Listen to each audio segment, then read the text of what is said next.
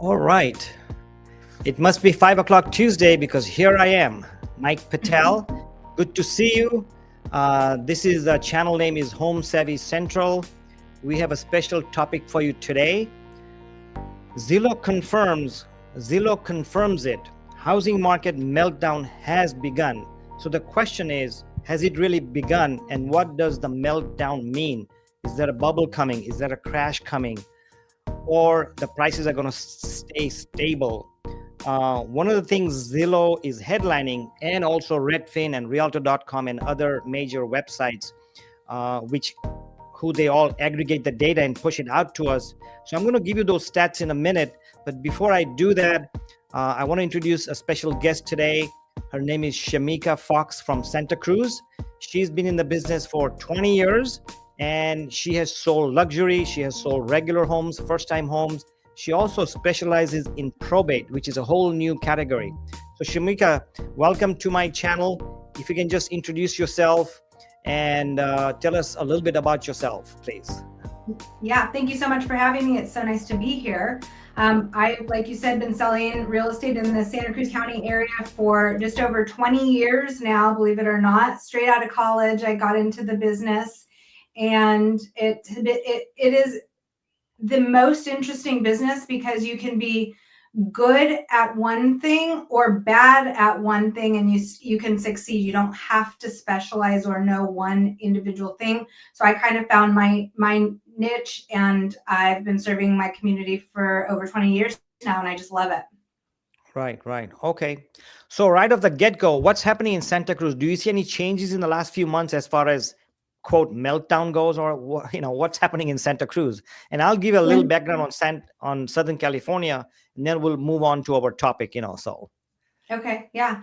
Santa Cruz is weird because we have rural properties up in the mountains on septic systems that require fair plan insurance policies, and some of them are in flood zones and some are in extremely high fire zones. And then we have beach properties that are right next to the ocean for multiple millions of dollars. And so our market in just a very small geographic area varies so vastly that it's really hard to say what's going on in Santa Cruz County. Generally speaking, we have little hot pockets. So I had a listing on the lower west side, and within a week we had multiple offers, and the list price was $1,650,000. And then I've had luxury properties in Scotts Valley that was very unique and absolutely stunning. And we had multiple offers within 1 week on the market. And that was about $2.25 million. And then I've had condos and townhouses that are under $1 million, and they've taken almost a month to sell with one offer that's great, but not multiple offers. So it's variable. It's really hard to say what's going on specifically in the county. Right. Absolutely. Yeah, it's a different area. And talking about Southern California, I mean, Anaheim Hills, Orange County, California, the town of Disneyland. So we've staying pretty busy. There's buyers out there. Home prices have not dropped yet over here. Overall in Southern California, they're actually going up. In fact, I have an offer out on some units for $2 million, and there's multiple offers on it. Wow. And my buy is all cash, and I got a counter offer saying submit your highest and best. So here we are, $2 million investment property. These are 3 units or 3 on a lot, and we're seeing multiple offers. So there is a lot of activity. Of course, when you compare that to 23 and 24, the activity is down. When you have an open house, you don't have 30, 40 people coming in. You have 5, 10 coming in. So the market has, quote, slowed down, but we're still tagging along. It's a good market, And which brings me to the Zillow. Let me read at some of the, and I'll show you some chart as well.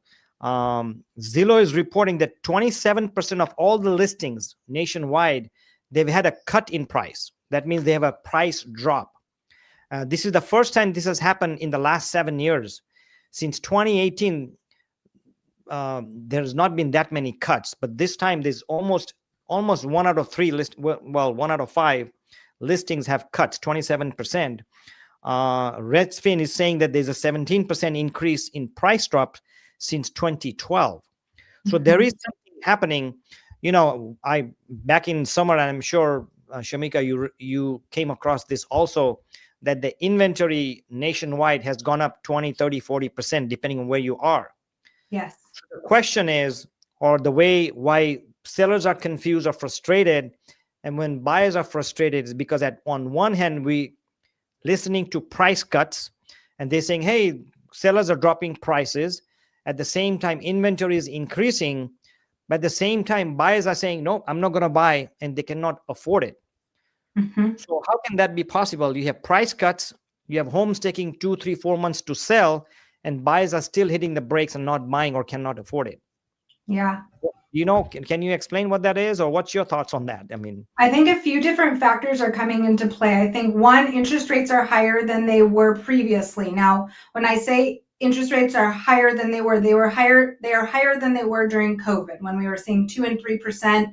People felt like that was going to be the cost to borrow money forever, which is not true. There was deflated interest rates to keep the market moving along, and it did help it tremendously. In Santa Cruz, we saw a 26% year over year appreciation, which we've never seen that fast or that aggressive appreciation ever in history.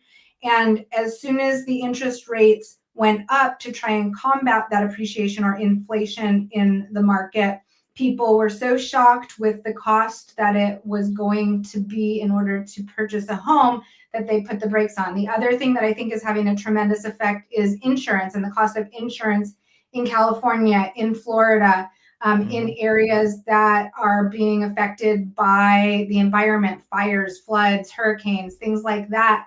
You get quoted for an insurance policy, and in some areas I've heard, even in Florida, that the insurance policy costs more than the mortgage.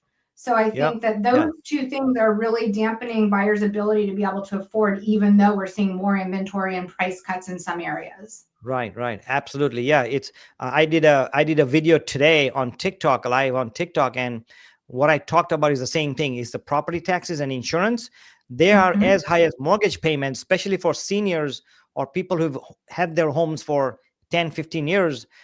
Their principal, interest, tax, and insurance, of course, principal interest is always fixed, but their insurance skyrocketed, their taxes skyrocketed, and for those that are living in homeowners association, the HOA skyrocketed, and they're as high as car payments or as high as just principal and interest, and a lot of people cannot afford it because of that. So that's a big dilemma. I'm going to share a screen here. Let me see. Let me go back to and let's look at that. I'm going to share a screen quickly. It's about Zillow, and let's look at that to see. This is a report from the street, came out October 6th, just a couple of days ago. If you can see it, I'll read it out to you because I know the screen is small. It says here, the Zillow sounds alarm on worrying housing market, comma, and mortgage concern. One major factor threatens to impact the housing market. Well, what is that? Well, let's look at that. It says that many Americans have recently been engaged in an ongoing struggle to purchase homes, largely made difficult because of well-documented affordability complications. In 2025, households and housing markets face an ever more challenging environment, according to the Joint Center for Housing Studies of Harvard University report. High home prices and elevated interest rates reduced home buying to its lowest level since the mid 1990s. And Shemeika, you just mentioned that, right? Interest rate is a big factor. And then when you high interest rate, when you add the high home prices, and now when you add the high property taxes and high insurance, they can't afford it. Yeah. So it's a big concern. Are you seeing that nationwide, or have you talked to other agents where buyers want to buy but they can't afford it? Are you seeing that? No, I'm actually seeing something different, which is unusual, where because we're very close to Silicon Valley, so a lot of people make a very substantial living and are also compensated through stock options. And so I have clients who can afford it, but they're not willing to. I think there's just still too much volatility and uncertainty in the market. So I've had a few buyers that are pre-approved, ready to go, and I've found them properties and been able to negotiate a pretty decent deal, and they are able to secure their loan at that price with those terms, and they just simply don't want to. They look at it and they see that they're paying $3,500 for rent, and that their new, monthly payments with property taxes, their mortgage, insurance are going to be closer to $10,000, and they just simply have sticker shock and they don't want to participate. Wow, even the guys with lots of money, the tech money, and there's a lot of it out there. So if they get scared, what about the regular guys who has a W-2 9 to 5 job, making 100 grand, and 100 grand today is nothing. In Orange County, if you make 100 grand, you're not going to make it. Sorry to say that. 40 to 50% of our paychecks are going towards PITI and housing. The rest, 30% goes in taxes, or 20% goes in taxes, 50% goes in household. You got 30% left for your food. If you have kids, if you have parents, you have medical insurance, you have kids' baseball games. It's pretty tough out here. Yeah, it is. Even 100 grand today means nothing. 100 grand today means nothing, Let me read the report further, because it matches to what we are trying to talk about here. Rising insurance costs and escalating property taxes are placing increasing financial pressure on both homeowners and rental property owners, the study found. The report says that in the for sale market, home prices grew over the previous year across most of the country. As of early 2025, prices are up 60% nationwide since 2019, and still rising at a rate of 3.9% year over year, according to the S&P CoreLogic Case-Shiller U.S. National Home Price Index. Prices increased in all 4 regions in the 88 of the top 100 largest metro areas. That is pretty shocking, because on one hand, there's a lot of inventory. A lot. I think nationwide in July, it was up 30% year over year. July, August was year over year. Nationwide was about 30 to 40%. Of course, it could be lower or higher depending on where you are. Florida was, I'd say, 45%. In Southern California, inventory is up maybe 10, 15% if I had to guess. But on one hand, we have higher inventory. But on the other hand, buyers are not buying. Very few buyers are buying. They are buying. These are the people with money, or with money coming down from parents or grandparents, inheritance money, people with stock money, or a lot of people are buying property where they bought 10 years ago for 500, now selling for 800, and putting a big chunk as a down payment to be able to afford it. So it's a confusing, not only for us as agents, how to guide buyers and sellers, but on one hand, buyers cannot afford it. And on the other hand, sellers want more money. That's how sellers are, right? They want more money. They always want more money. Right. Of course, if I want to sell my house, I want more money, but then I have to find a buyer that's going to be able to pay me. So it's a difficult situation. Let me read one more paragraph here to see where we are. The U.S. median existing single-family home price hit $427,000 in August 2025, up 1.9% from last year. See, that means overall the prices have gone up. But if you compare this to Florida, for example, there's a town called, I don't know how to pronounce it, Punta Gorda. They were down 10%. And here we are, overall, the prices have gone up almost 2%. And the prediction is that the prices are going to go up another 2% next year. So despite the higher home prices, despite the higher mortgage rates, despite the unemployment uncertainty, despite the higher inflation, prices are not really dropping that much. So it's kind of confusing, If you're watching, let us know what's happening in your neighborhood. Maybe your prices went up or down. Let us know. And if you have any questions or any comments, we'll be glad to answer those. So feel free to answer it or make a comments, whether you're watching live or if you're watching a recording after this live goes into a recording. So feel free to ask or make any comments. We'll be glad to address it to you. So Shemeika, what do you think? based on the reports you've read, based on talking to other buyers and sellers and just regular people out there on the street, what's your thoughts on what's coming in 2026, regardless of all the reports? Mhm. I am anticipating that we are going to see mortgage rates drop below 6%. I think that we're finally starting to see enough uncertainty in the market, and the housing market generally leads the economy, and we've been in a bit of a slowdown for the last 2 years. So I do anticipate seeing mortgage rates dropping below 6%. I anticipate kind of steady inventory. I don't think that we're going to have an influx of more than what we're seeing right now. I think buyers are going to get motivated and get back in the market because they're going to see that the interest rates have dropped enough to make it comfortable for them. And I think that in my area specifically, we're going to get back into a time where most properties are starting to see multiple offers. Not the COVID era of multiple offers where there was 20 plus offers and everything was selling for hundreds of thousands above the list price, but between 2 and 5 offers on properties that are priced well and presented well. Exactly. Now on the interest rate, when you say, of course, you just giving your opinion, nobody knows what happens. And of course, we're just giving our opinions, talk to your accountant, talk to your lawyer, talk to your financial planner if you have any specific questions. But when you say the interest rate, you think it'll drop below 6% before December? Because everybody wants, especially our Trump administrations, wants it down to 3%. But do you think it's going to go down? I think there's a rate drop expected November, December. What's your take? I don't think we'll see below 6% until 2026, and I don't think we'll see 2 and 3% again in our lifetime.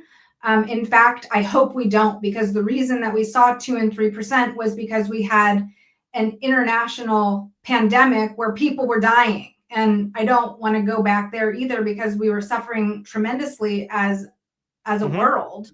So I think if we were able to hold steady in the 5% range and have a healthy jobs report and economy, that would be beneficial for all sectors of our market.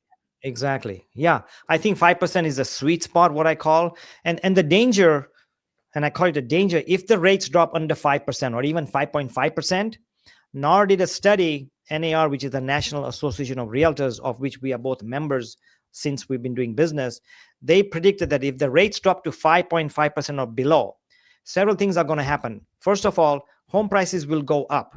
The reason is because more than 200,000 people or more buyers who cannot afford at 6% is going to bring a flood of market. Actually, 2 million buyers, not 200,000. 2 million or more buyers will enter the market. Actually, not enter the market. They'll flood the market, because all of a sudden, the $700,000 house, or 427, the median price range is 427. A lot of people cannot afford it. When the rates drop, all of a sudden, everybody can afford it, or a lot of people can afford it. That means there's going to be multiple offers. That means one thing, the home prices will go up. And if home prices will go up, your property tax will go up, because it's based on your home price. And your insurance will most likely go up, and your HOA will go up. Because as the new owners come in, they usually increase the insurance rate. So it's a good thing and it's a bad thing. And those who can get in early and buy it will be, what I call lucky to get it. But after a few months of lower interest rate, prices are going to go up. So, I mean, do you agree with that, or what's your thought on that? I do. I agree with that. That's what we've seen year after year, is that the price point and the mortgage rate always counter each other out. So I've been telling my clients who have been on the fence that it would be better to purchase now before you have bidding wars back in the market, and you have more control of the market, and you can negotiate easier with the seller. You can buy the rate down temporarily. There's so many options to get you into a property with an affordable mortgage and then refinance when the mortgage rates come down in that 5% versus purchasing when the mortgage rates come down to that 5%. Right. Exactly. Right. Yep. Absolutely. So let me go back to this article here. This is from Realtor.com, and this came out back in May. But look what they said then, which applies right now. Home sellers are pricing too high and not listening to the market, experts warn. And I'm going to give you some insight on that, but I'm going to read a sentence before I talk about it. Home sellers with unrealistic price expectations are setting themselves up for a pain in a softening market that increasingly favors buyers, warn housing market experts. Nationally, the share of home listings with price reductions hit another multi-year high in April, indicating that sellers are increasingly overestimating what their house will fetch in the current market. This was in May, and now Zillow is saying that 27% are cutting their price. So, what I want to discuss on this topic is it's good and bad, and it's false. And it doesn't really matter. 2% is not going to make any difference. Here's what I mean, or maybe you can agree with me or not. First of all, home prices have gone up 60%, according to the article I just read, right? Since 2019 or 2018, 60%. So here's a homeowner who bought a house for $250 7 years ago, 8 years ago, and now it's worth $427. And I'm taking an example of the medium home price. So a seller, let's say Mike, bought a house for $250. It's now $427, and now Mike wants to sell it, and he's listing at $415. Give me a break. Isn't that what it means? I mean, you're taking 2% cut from a 427. You're taking off 9%, and you've gained $150,000. And that's what the buyers are worried about, because buyer can see on Zillow and Redfin and Open Door and all the website what they bought for. They're saying, wait a minute, you paid $250. Now the house is worth $430. Homes are not selling. They're sitting on the market, and you're still not dropping the price. And this is what I mean in this article. Home sellers are not dropping the price. And the funny thing is, when we talk about the increasing inventory, not cutting the prices, in 2025 so far, and I think this was until August 2025, 40% of all the homes that sold in 2025, the sellers have given concessions. 2-3 years ago, when you wrote an offer, I'm sure you've had that too, Shemeika. When you brought an offer, the seller said, hey, take it or leave it. I want the full price. I want 20 days, blah, blah, blah, and buy it or take a hike. Yeah.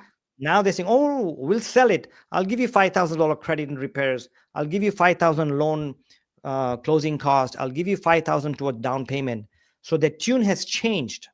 40% gave concessions, where 3 years ago, they didn't want to talk to you, or they didn't even look at your offer. Have you seen that in your neighborhood? I've certainly seen it here in Orange County. Yeah, absolutely. We've seen, during COVID times, again, like, not only would they not consider concessions, they wouldn't consider offers at the list price because they were going so high above. And now we're seeing reduction or list to sales price ratios lower than they have been. Mm-hmm. We're seeing sellers offering concessions to the buyers so that they can buy their interest rates down. We're seeing sellers agree to sometimes do a second mortgage or carryback to make up a difference. People are getting creative, and I think it's really important now more than ever to have a realtor who is able to think outside the box.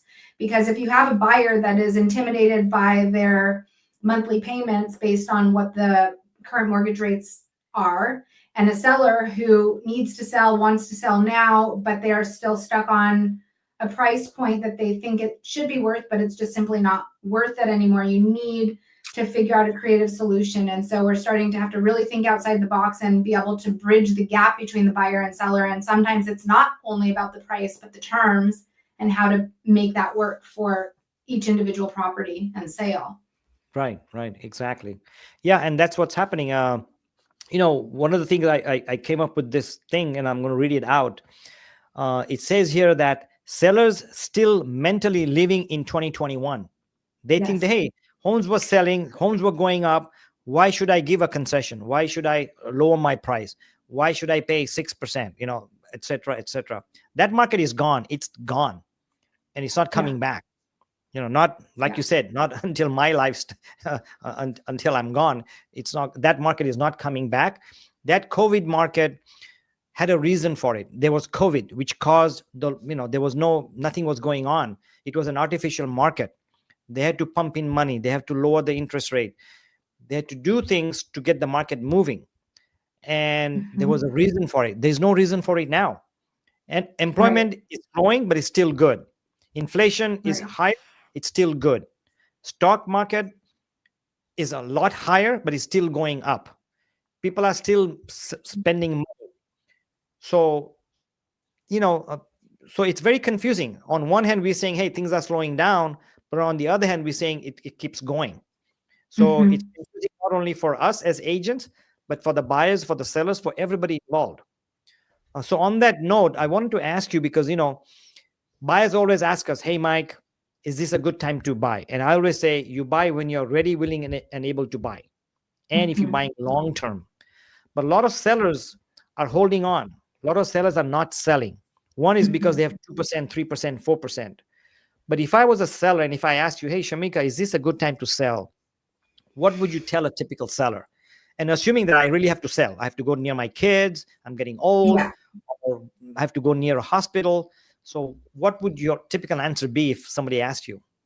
That's exactly it. If you have a reason to sell, that what are they? The 5 Ds: death, diapers, divorce, deployment. If you have a real reason to sell, go move closer to your family, go move closer to a medical facility, aging, etc. Then yeah, it is a good time to sell. Because we can never time the market. We don't know what the market is going to do. If you are simply trying to time the market and you think that next year it's going to crash or in a month it's going to crash, then it's not a good time to sell. Because if you look at any graphs or charts, the market does this. It goes up, dips, up, dips, up, dips, up, dips. But if you just take a line over the beginning of the chart and to now, it goes up regularly. So is it a good time for a seller to sell? It is a good time for a seller to sell if they have a real motivation. If they are just testing the market, and I have declined listings because they just wanted to test the market. And this is not a good market to test. I had a client that said, I want to list my house for $1 million. The house across the street sold for $1 million 3 years ago. And I said, that's not the same market that we're in. That was when interest rates were 5%. Right. And your house just simply also is not the same as the house that sold across the street 3 years ago for $1 million.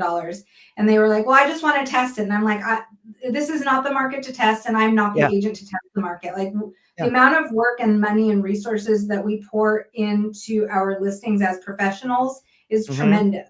So if you want to sell your house, commit to it, have a plan, have a strategy, and go for it, and have a real reason that's motivating you.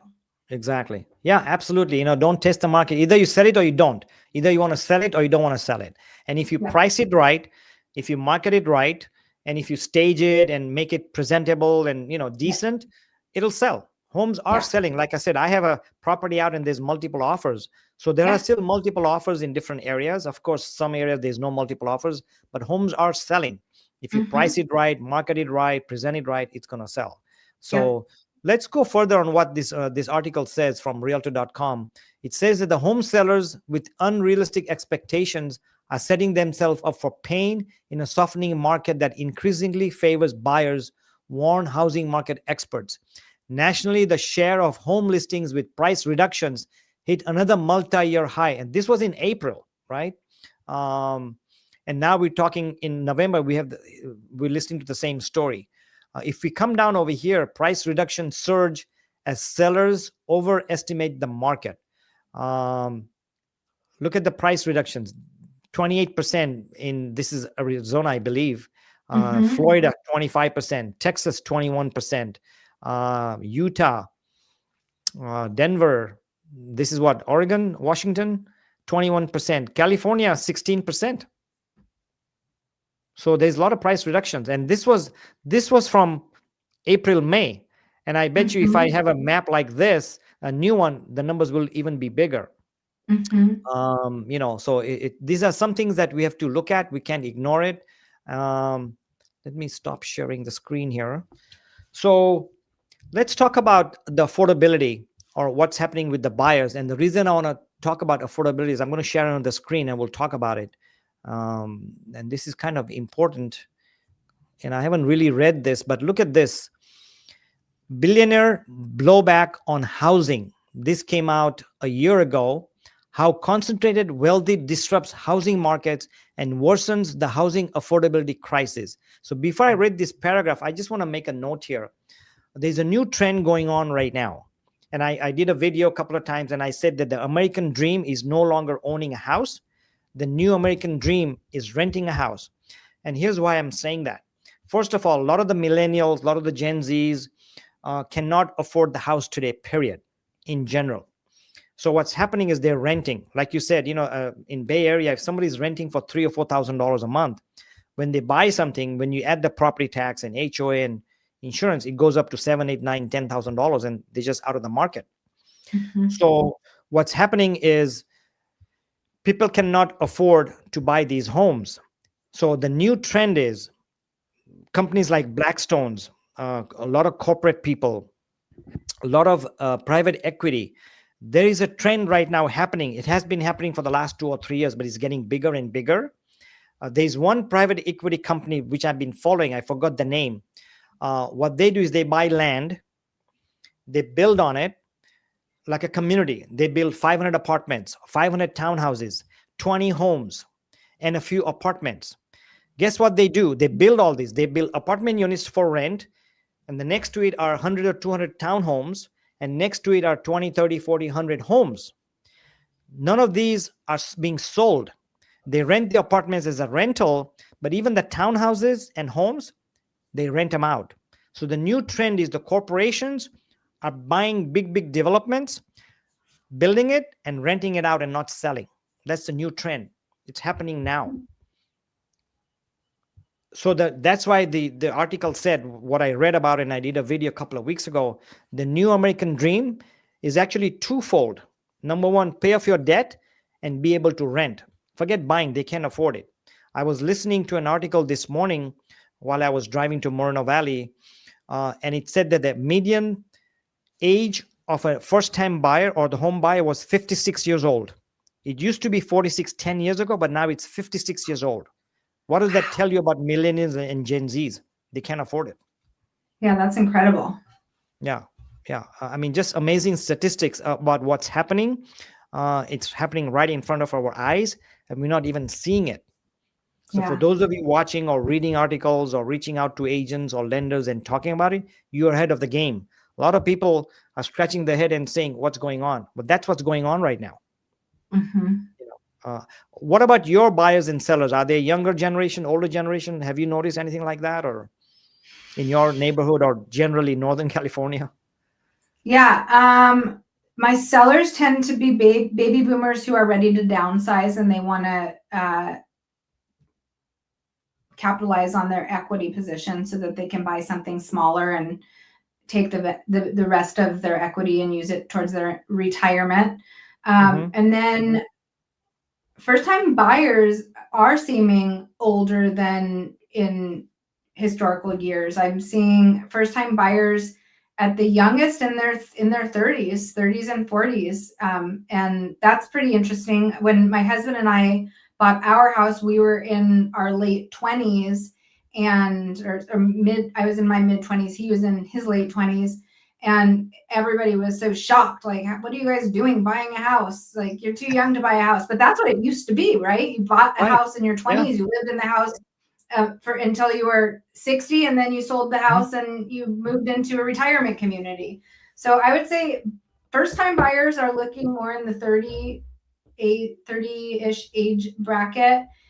Sellers are in their, upwards of mid 40s and upwards. And most sellers that I'm working with are either selling family homes after somebody passes away, or selling to downsize and take their equity out of their property. Yeah, absolutely. Yeah. So what the report said is, yes, the generation of buyers is older because the Gen Zs and millennials cannot afford it. It's way out of reach, especially in California. Okay. Yeah.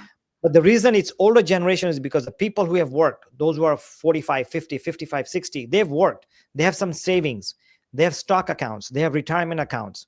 they have some investments, right? So they can use that towards buying their house, towards the down payment. That's one of the reasons that they can afford it. Because if somebody's working, like let's say if I'm 55 and I started work at 30 and bought stocks or something, they've grown. My 50,000 stock has grown to hopefully $300,000. Some of it may not be in retirement, or even if it's in retirement, I can use it towards a down payment as long as it's my primary residence. So it's throwing out, like I said, the millennials, the Gen Zs, especially the ones that have student loans. First of all, they cannot afford to buy a house. Then you throw in that student loan that knocks them out. Then they have a car. And then they have their credit cards because they go to Starbucks and they buy the Oakley sunglasses the first day they come out. They buy the iPhones the first day they come out. So the credit cards are full. Sorry if you're a millennial, but that's reality. Yeah. I got 2 kids, big kids, so I know they're spending. So I know how they spend, and I know how their friends spend. You guys spend a lot, and it's time to cut back. I also noticed a trend that the younger buyers are not as interested in having like home type maintenance projects. Like if they are interested in buying a home, they'll gravitate more towards an HOA where their exterior responsibilities are minimal, or a home on a smaller property where they don't have so much to maintain, because there's a bigger push for freedom, travel freedom, going places freedom. And I think like generations in the past really were ready to buy young and hunker down and have families young. And I think that trend's shifted a bit. Yep, absolutely. Yeah. They want out. I mean, I want out. I don't want to work in the weekends. I don't like gardening. I don't like fixing things. So I want to get out, So, but I'm stuck showing homes usually or doing open houses. So that's a whole new story. So we won't go there. So that's a different kind of work. That's not yard work. Yeah, that's a different kind of work. Yeah. So let's look at what they said. This article, like I said, billionaire blowback on housing, right? It says here that across the United States, communities are facing an acute housing affordability crisis. Rents and homelessness are rising while home ownership feels increasingly out of reach for millions. What's dividing that crisis? In a word, inequality. Increased corporate control over our housing market by billionaire investors and their for-profit entities are driving these trends and placing significant barriers to the preservation and creation of permanently affordable housing.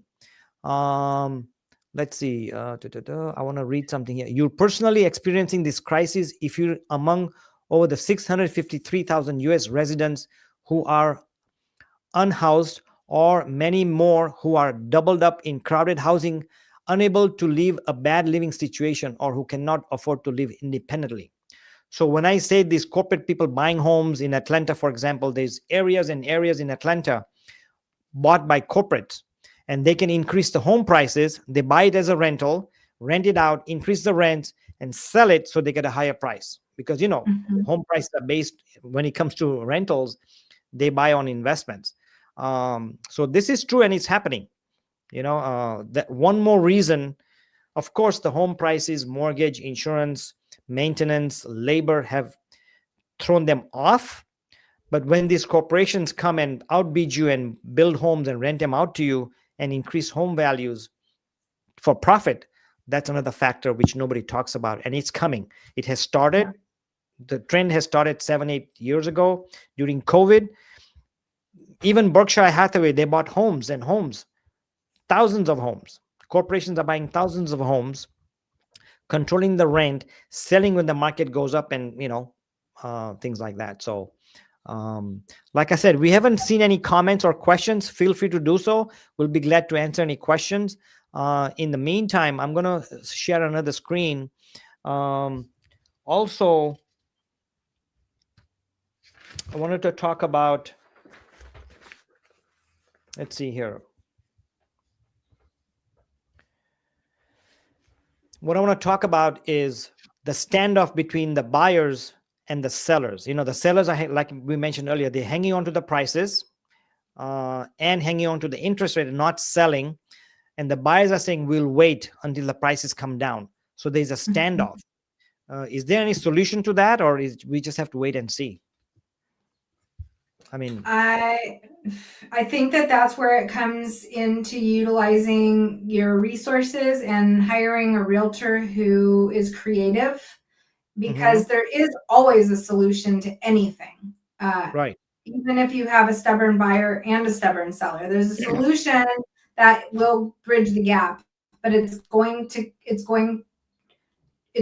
need creativity, and it's going to need patience, and it's going to need somebody, in my opinion, who has experience or who has the ability to discuss how to solve these problems with somebody who has experience. Right. Yeah. Yeah. So earlier we said, hey, is a housing crash coming, or is a home price going to drop, or whatever? So I think what we call, we're in a stalemate, right? I mean, sellers are not budging, buyers are not budging. We are seeing increase in inventory, But if you really look at it, I don't know, were you in the business in 2008? Did you see that market? Sure did. Sure did. So in 2008, the inventory supply of homes was what? 12 months? It right? was insane. Yeah. Insane. And in 2017, 2018, it was 5 months supply or 6 months supply, which is the normal market. But even now, the supply is 3 or 4 months. So yes, inventory has gone up 20, 30, 40% year over year, or 24 to 25, but it's still historically low. I was talking to an agent today, and he said, oh, Mike, guess what? What's going to happen next year? He said, we're going to have foreclosures epidemic. I said, what are you smoking? It's not going to happen. And the reason it's not going to happen is because there's a lot of equity. So even if I lose my job and cannot pay my mortgage payments for a year and stay here and then sell it, I'll still have 100,000 coming out. Versus in 2008, there was zero equity, right? Yeah. So that's number one. Yeah. Number two, inventory is way too low. When do you have a recession, or when do you have home prices drop? When there's tons and tons of homes on the market. In 2008, we have 12 months supply. That means if no homes come on the market today, and if I put my house on the market, it would have taken me 12 months to sell it. Right now, it's taking me 3 or 4 months. So number one, foreclosures are not coming, at least not in 2026. If it does come in a big scale, call me and I'll each give you $10 each or $1,000 each or whatever. Prove me wrong. It's not coming because of the inventory. So that's why there's a standoff. There's a standstill, or what we call a stalemate, because buyers are not budging. At the same time, sellers are not budging. So the question is, how long are we going to be in this stalemate? And what's one thing that can take us out of this? Is it the interest rate, or what's one thing that can take us out of this this dilemma that we're in? I think definitely interest rates would help. I also think that our supply, we had so much pent up seller demand because everybody was married to their 2 and 3% rate, that they were like getting divorces and getting married and having families, and they weren't selling their homes to change their property because they were married to their interest rate. And so right. all of a sudden, after about 2 years of thinking, this is ridiculous, I don't want to live with the person I'm getting a divorce from any longer, I'm going to put my house on the market. Everybody put their house on the market. And now we've seen, like we talked about, more inventory on our market than we've seen in the last 10 years. I think that if we did see a holdback, though, on inventory, and we did see rates come down, the property values would increase tremendously. Yeah, and it's not going up. Overall, it's not going up. Here's a problem that I see, and this is off a little bit here. The U.S. household income is about $85,000. This is 2025. That means an average U.S. household, the median household income is $85,000. The average household, or the median price, not average, I'm sorry, the median home price is, as we saw earlier, is $427,000. Here's the dilemma. To be able to afford a $427,000 house, a household needs to make $127,000 based on about 6.5% interest rate. That's where the problem is. In fact, 60% of all the people who want to buy a house cannot afford a house today. 60%, because the income is too low. At $85,000 household income, you can barely afford a $250,000 house. Now, you tell me where there are homes at $250,000. In Southern Not where California, I mobile homes are going for 300,000. So yeah. yeah. Mobile homes are going for 600,000 where I live. No way. Entry Mobile level, yeah. homes? Wow. Yes. How much Yeah. are their monthly fees there? It Because they have depends on the monthly fees, park. We right? actually have one park. You can get a mobile home for $100,000, but it's right on the ocean in a very desirable neighborhood. And the monthly space rent fees are entry level $2,500 a month, all the way up to like $7,500 a month if you have a bluff front property. But those units 75. are less expensive, but the HOA or the space rent fees are insanely expensive. Yeah. But hey, it's better than buying a $10 million home because your property tax will be, 100,000 a year just in property That's a taxes. really good It- point. look, those guys are smart, staying in a mobile home and not worried about all those things. So Yeah, yeah, and yeah, still yeah. taking It's advantage crazy. of the It's just, location. yeah, it's amazing. Here's another article that I want to touch on. This also, it says the housing market is a bubble full of fraud and is going to pop. The US is in a massive housing bubble fueled by widespread fraud, with banks incentivized to look away and Wall Street and Washington incentivized to keep housing prices artificially high. A bottom up approach is the only hope of bringing sanity back to the housing market. You know what the funny thing is? This article came out last year in 2024, and we're a Ah, year away from it. And this is even more factual or more true. Like I give you an example about Blackstone and other companies buying these. Uh, of course, we haven't seen the bubble yet, but let's see what it says here. The US is in a massive housing bubble. Prices are artificially high due to primarily to the downstream effects of financialization. Wow, that's a new one. Localized supply and demand dynamics, which today are also downstreams of financialization. Wow, that's a tough word. Are a mess. Decades of housing subsidies, down payment assistance, artificially low interest rates, money printing, and endless bank support have turned the American home into a financial product first and a place of shelter second. The extent of the distortion is unprecedented, something covered in Escaping the Housing Trap: The Strong Town's Response to the Housing Crisis. Wow, this just blows me away. I mean, what's your thought on this? well, I don't think we've seen any bubbles yet, at least not in the Right. housing sector. It is interesting, this whole philosophy on big corporations buying up our housing market and really controlling the market, right? They say if you Mhm. have listings, you have control of the market. If you own homes, you have control of the market. You get to name the price that you want to charge for the rental. You get to watch the market. You get to decide when you want to sell, if you want to sell. And then if you own a majority of the properties, if you just release one property at a time, then that will control a majority of the market, meaning that you're not going to see such vast supply, which will again bring the demand down and that will create more equality in the market. So I think it's a really interesting concept. It's a scary concept, really, to have Yeah. big corporate be in charge of our housing sector.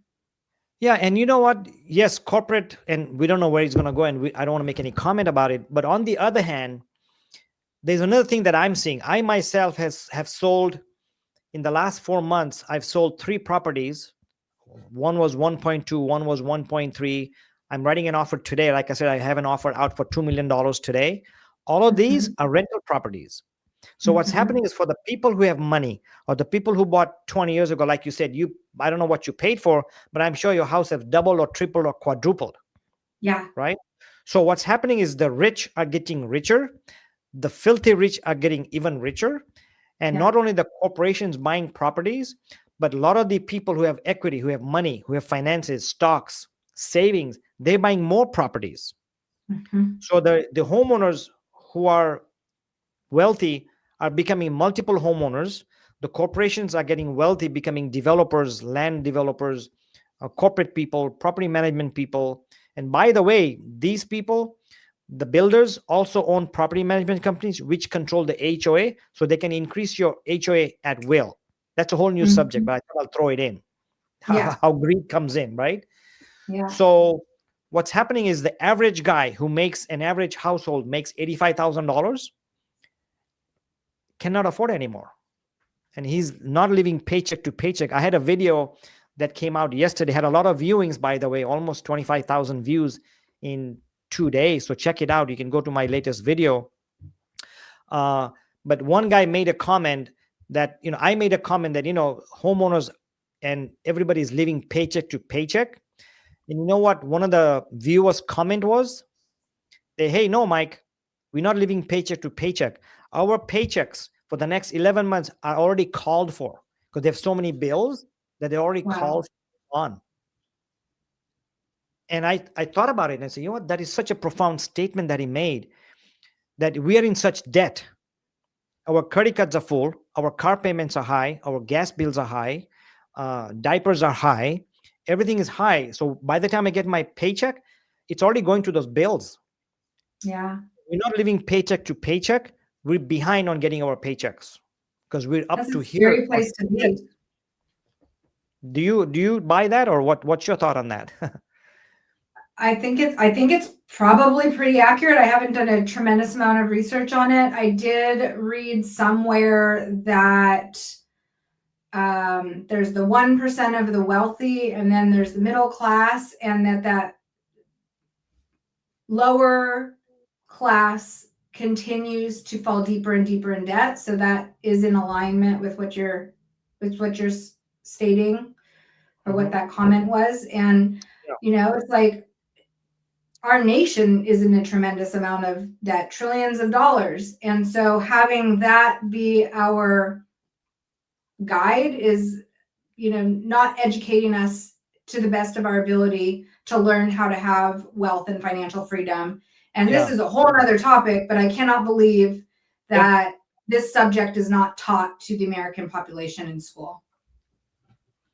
It should be. Yeah. And this is the real estate, the way you buy, the way it helps you become rich, helps you become poor if you buy wrong, it should be taught. And that's why we're talking about it, right? We're not here to educate you. We're here to give you facts. Of course, these are our opinions. We could be wrong and we could say something's wrong, but we tell you things based on reports, based on us. I talk to 15 to 20 people a day, every day, buyer or seller. So we get a lot of insight, a lot of what you call boots on the ground information. We talk to realtors, we talk to lenders, we talk to other agents like Shemeika. I've talked to her 3 or 4 times via text and email. So we know what's going on. We've talked to agents in Florida. So we know what's going on ahead of what's happening, what the buyers and sellers know. You guys know 6 months later, 5 months later. It's about this rental boom coming in. I bet you 99% of the people don't know what's happening, where the corporate world is coming and building rental communities, and they're not going to sell them.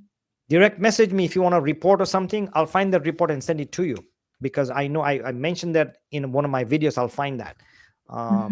This private equity firm, and we're talking millions and millions of dollars. They have one purpose, one and only one purpose: buy and develop land, build apartments, townhouses, and homes, and rent them out, not sell. That's all that private equity firm does. And they find other money. They bring millions and millions of investors, and they manage this all. So they make 3, 4, 5% on managing this whole portfolio. At the same time, they're buying these homes. Guess what happens to real estate?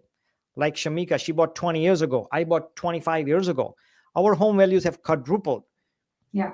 Tripled, quadrupled. These private equity firms are 30 years ahead. They say, we're going to buy these, we're going to develop these, we're going to rent them out. And guess what? Our portfolio will go in 10 years. Where will it be? Double, triple? The rich are not getting richer. The rich are getting filthy rich. There's another report I read, and you mentioned, and that's why I'm bringing it up. You mentioned the lower class, the middle class, and the upper 1%. Guess what? In 15, 20 years, there's going to be no middle class.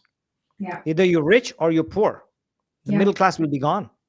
The way things are going, if nothing is changed, obviously, right? Right. And these are reports. These are scary reports. And we're not trying to scare you, but facts are facts. Where we are headed. Yeah. Look where we are today. Financially, politically. California divorce rate is what? 60%? Is it up that high? Yeah, I mean, it gotta be 60%. I know nationwide Wow. is 50%. California is 60%. And Wow. financial California, get it pressure. together. Google it. Maybe you can Google, or somebody on their Google, and let us know what's the divorce rate nationwide and what's the divorce rate California. And I'm part gonna of the look. divorce rate is financial struggles, right? Let's check it out. While you're doing that, I'm going to continue, and we're going to talk about the human side of being a homeowner under pressure. So we'll talk about that.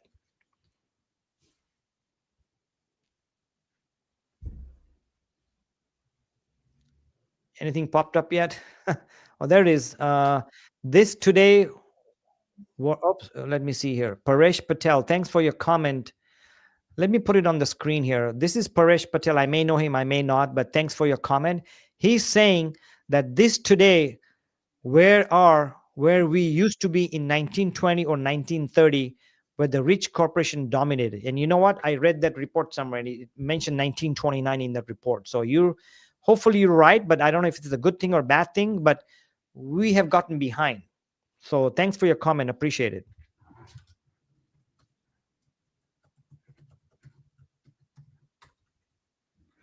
At 40% divorce rate, 40 to 50% divorce rate nationwide, and 50 to 60% in California. You're right. But should I leave California, because I don't want to be in that stat? So maybe I should go to No, Arizona. you'll be the other side. We'll be on the other side. But even on the other side, it's 40 to 50%. That's pretty high. Yeah. Yeah. You brought that out. You mentioned divorce during the COVID. What was your point on that divorce thing? I know you mentioned it earlier, and I was listening. I was saying that a lot of people who wanted to get a divorce, but they had low interest rates, were staying together because of their interest rate.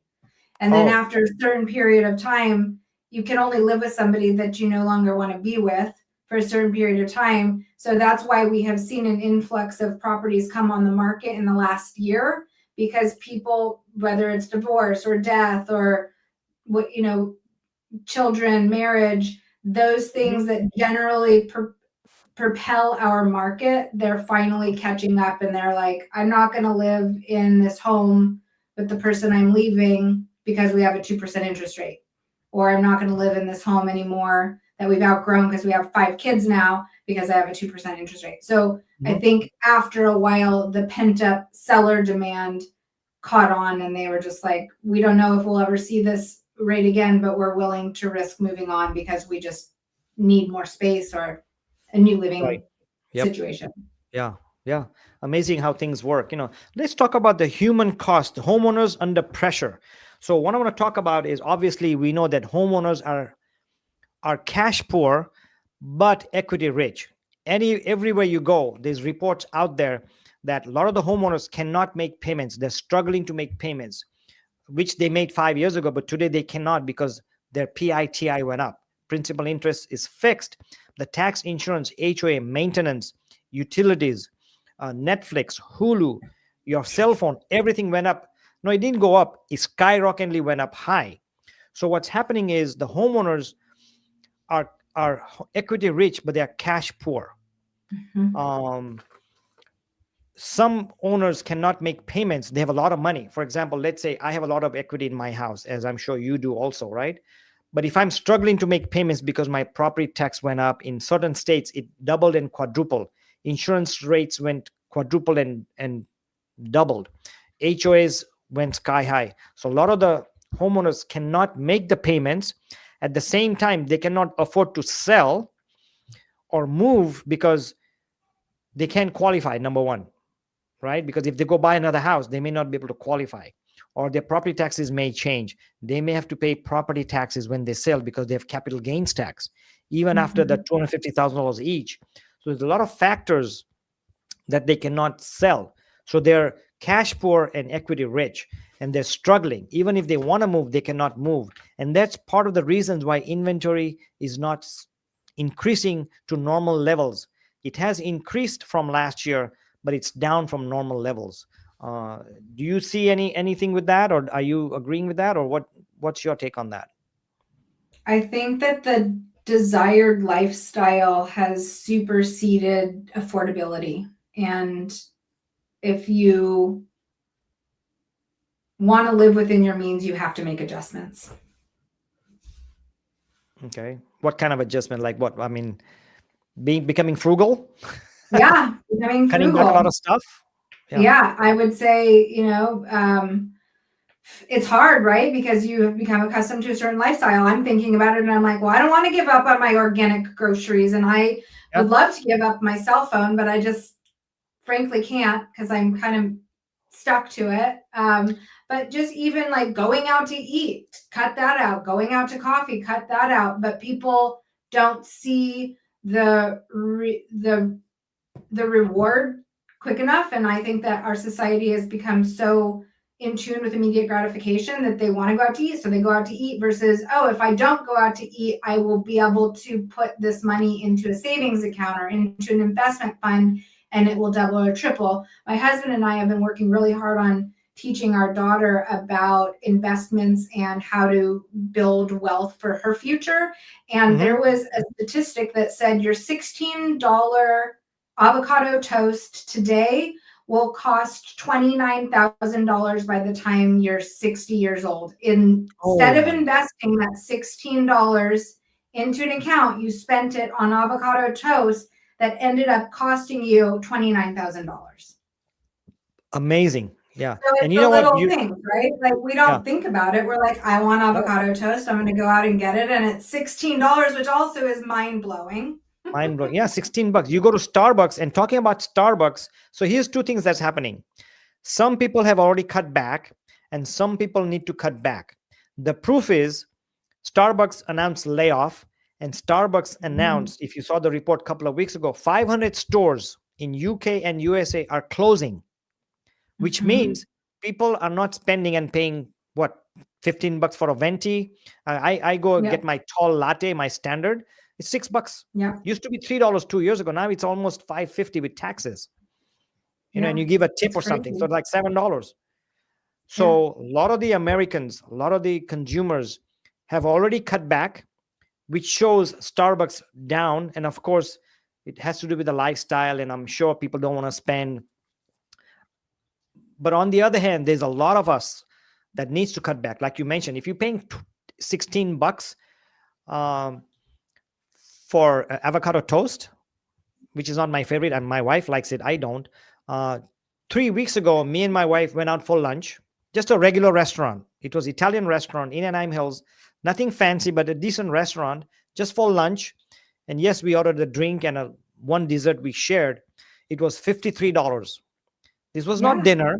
It was just a lunch. It was her day off. So let's get together. We got together. $53 for lunch. That's a lot of money. We're not doing that again. I used to go out for lunch a year ago. I make sandwiches and I take leftovers. Yeah. So I've already become frugal, but I need to be more frugal because tough times are still coming. And I don't mean to be negative. I don't mean to be put doubts in you, but I think the successful people or successful buyers, successful sellers are the people who plan ahead, right? Look things ahead. Say, I'm going to buy a house next, right? So let's talk about two things. Let's talk one about the buyer. If you were talking to a buyer and he says, he or she says, you know what, Shemeika, I'm going to thinking of buying a house, your daughter, for example, 6 months down the road. What are a few things you would tell a buyer? And then let's talk about what we would tell to a seller, just a typical buyer. Yeah. Well, first I would tell the buyer that we should talk to a lender so that we can prepare. A lot of buyers get the idea that they want to purchase and they're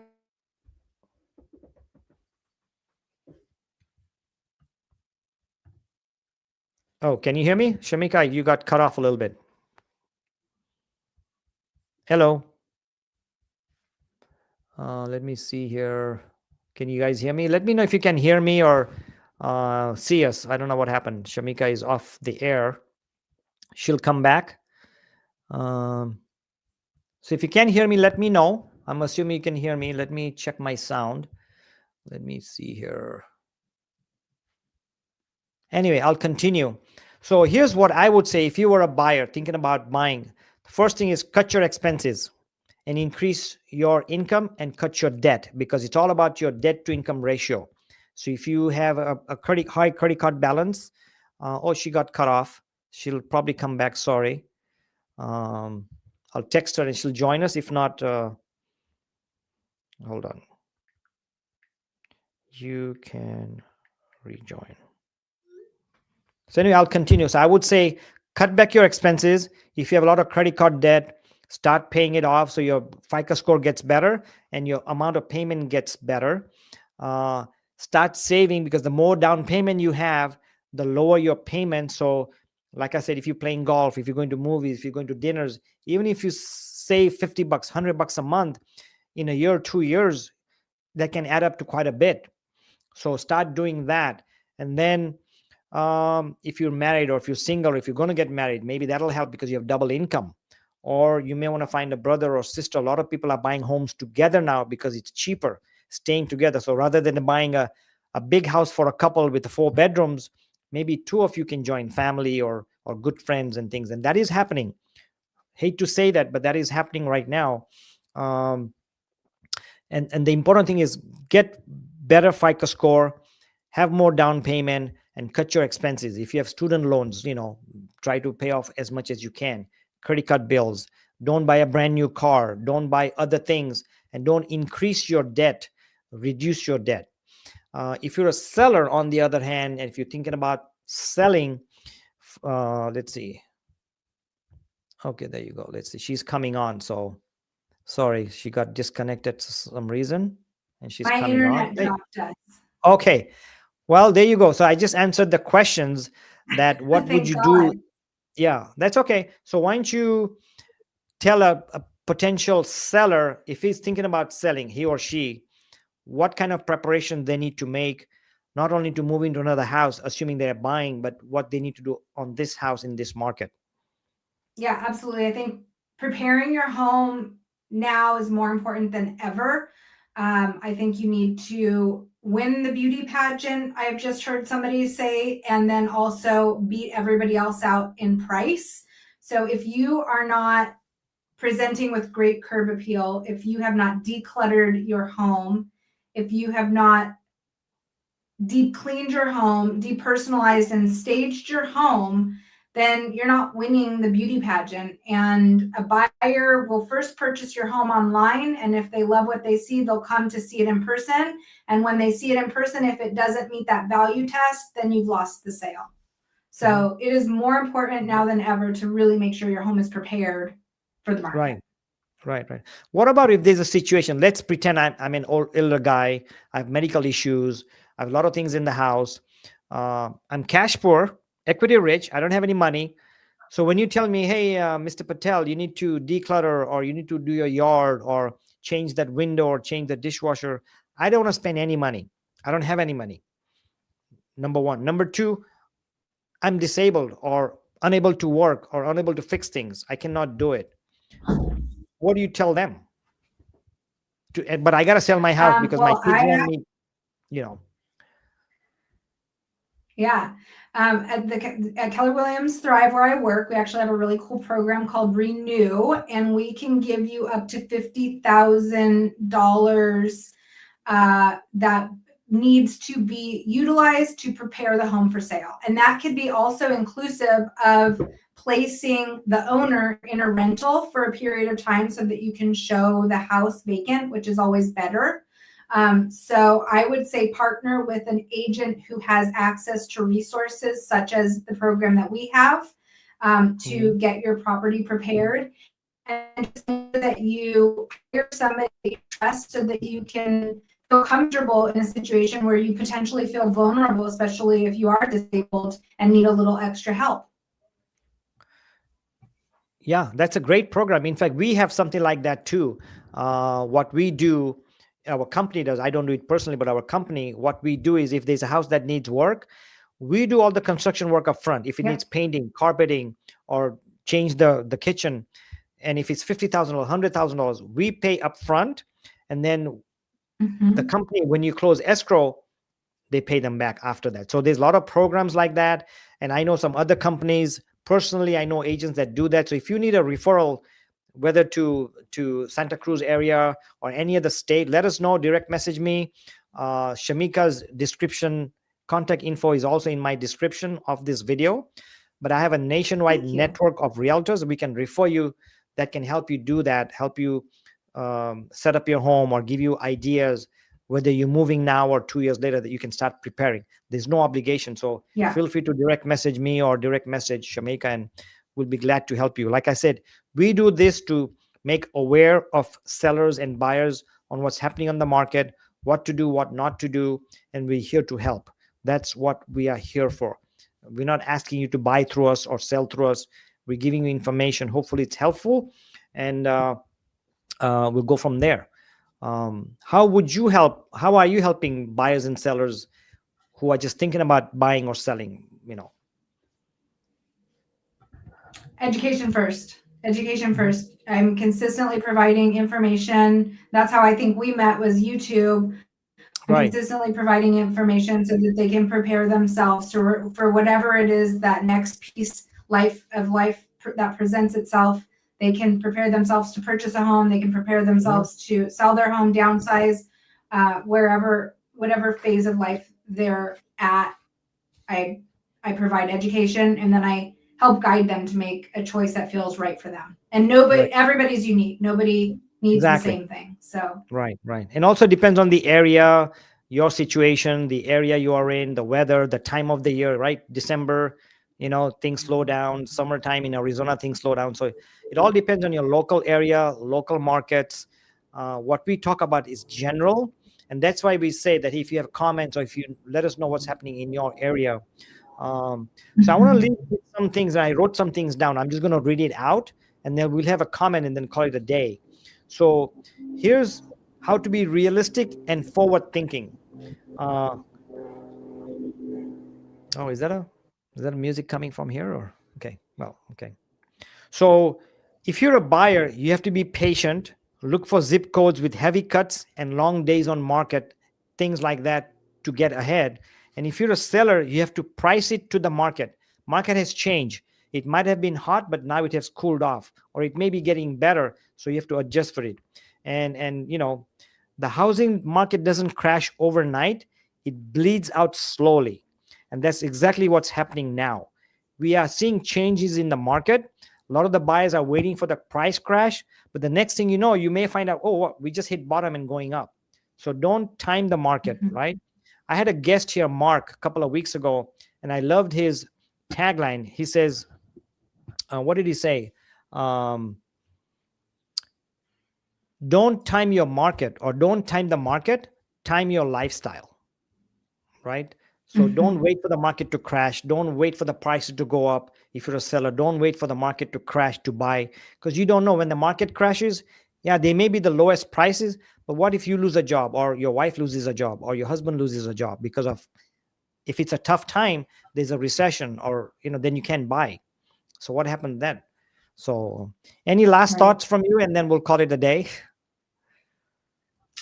I think just that, pay attention to what your needs are and be ready to prepare yourself either to purchase in whatever market you're in, and really make sure that if you're a seller, prepare your home. Don't just throw it on the market, and do not just test the market. Be smart about what your goals are. Yep. All right, we'll call it a day. Thanks a lot. If you have any comments, if you want to direct messages, we'll be glad to answer any of your questions, or direct you to any right resources. I want to thank Shemeika for coming in. Hopefully, when I call you back again, you'll be glad to come by. But thanks for watching. We'll be back on Tuesday at 5 p.m. California time. Mike, Patel, and Shemeika. Thank you. Thank you.